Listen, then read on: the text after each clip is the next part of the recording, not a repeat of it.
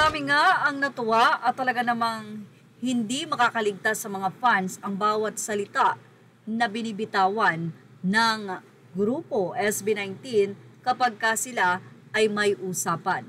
Isa na dito ang nasabi nga pong pagpasa ni Justin ng damit kay Stel.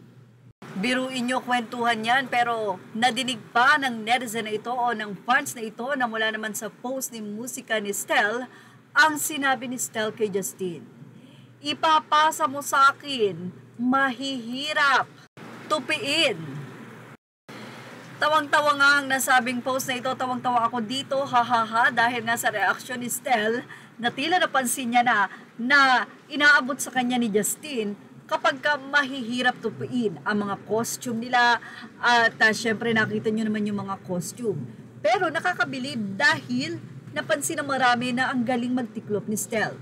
Ganun pa man, nakakatuwa talaga yung kanilang bonding na habang nagpo-podcast or simpleng usapan na nakapodcast, mayroon pa rin silang ginagawang kapaki-pakinabang. And tandaan natin ang SB19, sila mismo ang nagmamanage sa sarili nilang karir kasama ang mga tao na umaalalay at pumoprotekta sa kanila. Kaya naman, self-service talaga sila. Wala silang katulong, kung meron man siguro hindi yung tipong yaya na talagang lahat ng kilos nila ay sinusundan or binibigyan sila ng pagkain.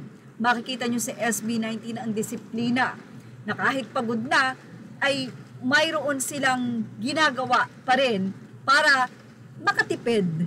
Kahit na sabihin natin for sure, meron naman sila at talaga namang may budget na.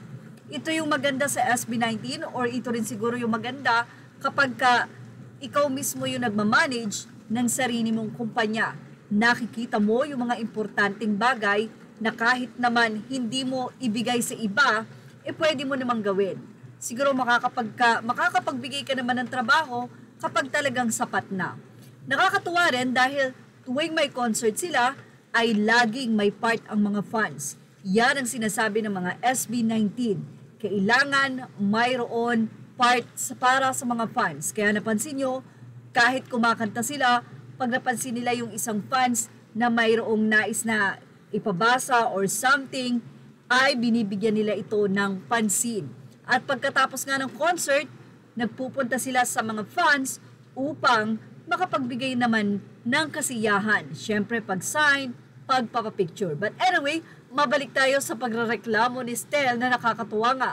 Narito ang naging say ng mga fans. Ha ha ha ha! Huwag ka nang magreklamo, Stel. Costume yan ni Ken. At hindi kasi pag malaki siya nag-fold, pasa ni Ja, halos lahat ng costume si Stel lang nag-fold dahil nga nila tapos sa accessories si Ken at Joss, yun kasi malapit sa kanila. Si Pinuno yung sa other bag. Say naman ng isa pang netizen or ng fan, walang magawa si Kuya Stel, gagawin pa rin naman, hihihi, napakasweet talaga ng kuya ng dalawang bunso na yan. Yung dalawang nagpapasahan ng sino magtutupi habang yung may-ari ng damit, busy chumika. Napansin naman ng isang fans na ang galing-galing nga daw magtiklop nitong si Stel. Say pa ng isang fan, dito talaga ako nakafocus sa pagtutupi ng dalawa. Dito loy, marinig ang interview kay Ken. Tuwang-tuwa ako kapag pinapasa ni Justin kay Stel.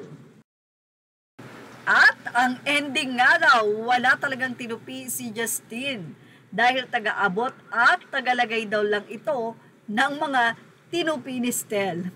Wise move, Ja. Well, ano masasay nyo about dito? Ilagay na ang inyong opinion sa ating comment section. Images are all credit to the rightful owners. Please like, share, and subscribe. Thank you for watching.